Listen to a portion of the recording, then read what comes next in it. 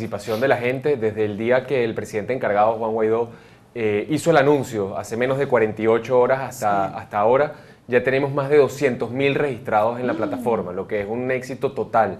Yo, para ponerte un poco las escalas, nosotros en Alimenta la Solidaridad, que tenemos 3 años trabajando en los sectores populares, en más de 87 puntos a nivel nacional, tenemos 7.000 niños a los que se le da almuerzo todos los días gracias a un gran movimiento de voluntariado. Tenemos aproximadamente 1.500 voluntarios que hacen esta labor.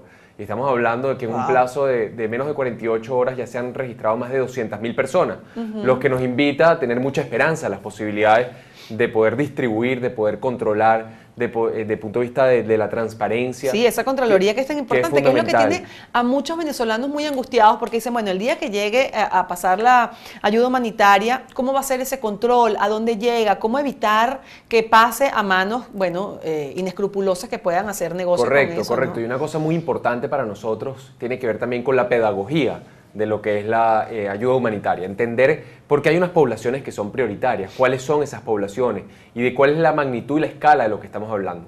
El plan de ayuda humanitaria no es el plan social como un todo que se está construyendo a través del Plan País y que va a ser implementado cuando logremos el tan ansiado cambio político en Venezuela.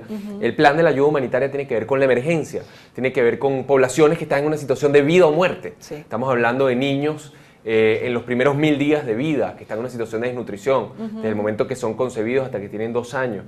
Estamos hablando de pacientes con enfermedades crónicas, como puede ser, por ejemplo, el tema de la diabetes, el tema de la hipertensión. El día de ayer yo estaba en una asamblea en Santa Eduvigis y al terminar la asamblea se me acerca una muchacha y me dice, se presenta, me dice, se llama María Auxiliadora, y me dice que es diabética, y me dice, no se olviden de nosotros, porque la verdad es que es tan difícil conseguir los medicamentos, solamente los consigo en dólares y no tengo la posibilidad de pagarlos, y cuando no tengo acceso a los medicamentos, mi salud se deteriora muy rápidamente. Entonces es realmente una emergencia la que estamos viviendo en Venezuela, es realmente una situación trágica, dura, que nos llama a todos a actuar y a seguir exigiendo que se abra el canal humanitario en nuestro país. Y esa es una de las peticiones que se harán hoy, ese es uno de los motivos por el cual la gente está en la calle para pedirle a la Fuerza Armada Nacional Bolivariana que permita la apertura del canal humanitario. Ayer Diosdado Cabello decía que hoy podía haber un falso positivo este 12 de febrero, de hecho decía, ojo, la oposición plantea un falso positivo para el ingreso de tropas extranjeras, no es ni ayuda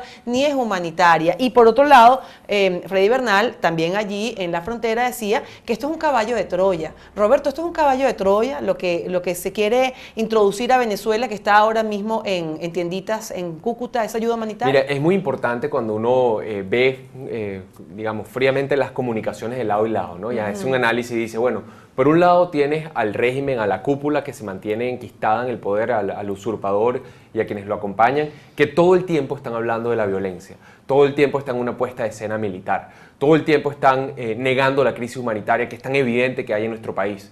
Y por otro lado tienes un movimiento profundamente civil, dirigido desde la Asamblea Nacional, con un presidente encargado que ha asumido su responsabilidad, pero sobre todo también, como lo estamos viendo en las calles de hoy, de miles, cientos de miles de venezolanos que tanto en el país como fuera de Venezuela se han movilizado. Y nos hemos movilizado porque hemos decidido asumir el protagonismo de un momento histórico que nos invita a la responsabilidad a todos los venezolanos. No se trata de un liderazgo mesiánico, no se trata de que Juan Guaidó va a resolver todos los problemas del país él solo, ni que la Asamblea Nacional, los diputados. Se trata de que somos todos los que estamos llamados a hacer nuestro papel, a cumplir nuestro rol. Y por eso es que hemos hecho esta plataforma, voluntarios-por-venezuela.com, voluntarios-x-venezuela.com. Sí. Y lo digo con mucho énfasis porque ya han creado por ahí también los falsos positivos que existen, son los falsos positivos web que ha hecho el gobierno para tratar de desviar la atención. Pero no lo han logrado porque al final la gente está prestando mucha atención y nos está ayudando a replicar este mensaje.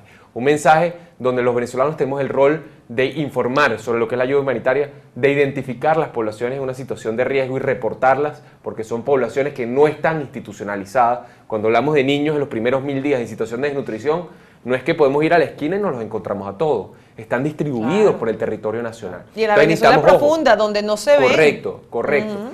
Y el tercer elemento que hablábamos también, por supuesto, que es la Contraloría Social. Nosotros hemos hablado de que queremos millones de ojos sobre la ayuda humanitaria para que se sepa hacia dónde va, cómo está siendo distribuida, que evitemos cualquier tipo de corrupción.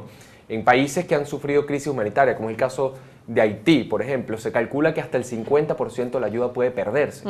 Y yo creo que los venezolanos y el voluntariado por Venezuela tiene una gran oportunidad de demostrar que si nosotros nos abocamos, nos organizamos y ponemos todo nuestro talento, nuestro tiempo y nuestro esfuerzo en una sola dirección, podemos ser un gran ejemplo para el mundo entero de que en Venezuela no se va a perder nada de la ayuda Y humanitaria. hay una gran motivación, según nos estás diciendo, 200.000 registrados en menos de 48 horas, nos dice que la gente inédito, está... Es inédito, estamos hablando de más de 12 registros por segundo. Imagínate. O sea, es algo que, y no solamente en el país, sino venezolanos fuera, es algo que realmente nos tiene muy esperanzados, saber que está esa energía y que esa energía y que hay la madurez también.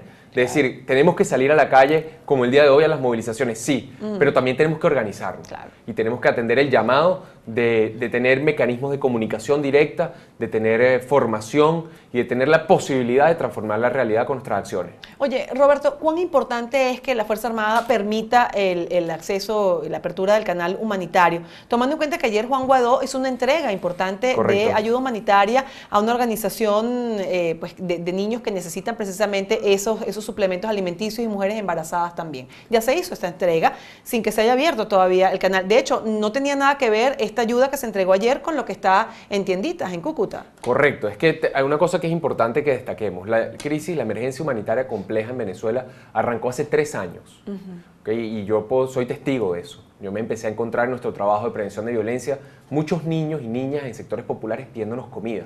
Y de ahí nace Alimenta la Solidaridad. Claro. Pero así como está Alimenta la Solidaridad, hay cientos de organizaciones y miles de venezolanos que hemos estado abocados a dar respuesta a la crisis humanitaria. Entonces, la realidad es que sabemos que hay muchos caminos por donde entra la ayuda y sabemos que tiene que ver también con funcionarios públicos, con soldados que están apostados en la frontera y cuando llega esa ayuda dicen, mira, pasa, pasa porque yo no voy a cumplir una orden de esa naturaleza. Ahora, eso no menoscaba la masificación que implicaría que permitan que todo lo que está en los centros de acopio en nuestra frontera pueda ingresar. Y ese es el dilema que hoy se le presenta a nuestra Fuerza Armada. Por un lado, tienes un pueblo que está desesperado por recibir los medicamentos, los insumos, los suplementos nutricionales para quienes más lo requieren.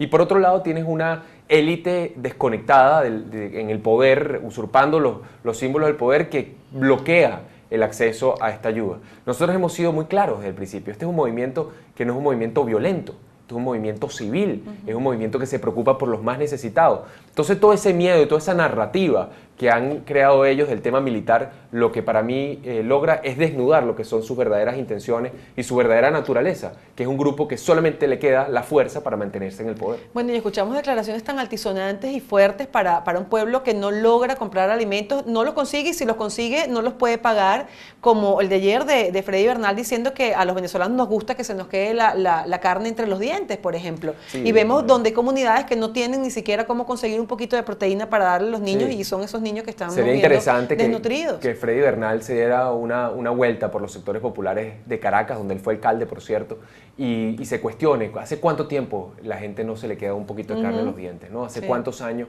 los venezolanos estamos atravesando una situación tan terrible como la que se presenta para que hagan ese tipo de declaraciones que al final son muy cínicas? Sí. Son muy cínicas y son nefastas declaraciones. Resultan hasta dolorosas. Son dolorosas, reflejan la desconexión y reflejan que las personas que están hoy usurpando el poder no tienen ninguna preocupación, no tienen ninguna sensibilidad por quienes están sufriendo hoy más la crisis. Oye, Roberto, esa